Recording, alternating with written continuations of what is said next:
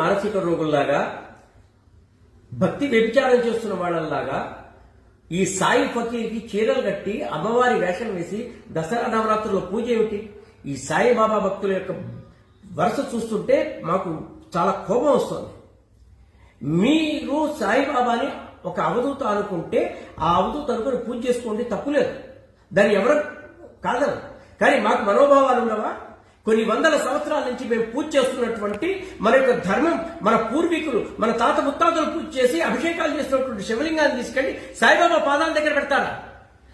మన యొక్క ఏ పని చేయాలన్నా నిర్విఘ్నంగా జరగాలని పూజించే వినాయకుడిని సాయిబాబా పాదాల దగ్గర పెడతారా? మీకు బుద్ధుందా బుర్రుందా? అసలుకి ఈ యొక్క సనాతన ధర్మాన్ని అవమానపరుస్తున్నారు.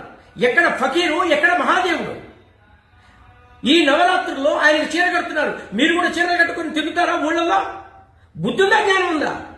ఇకనైనా ఈ పిచ్చి మానసిక రోగం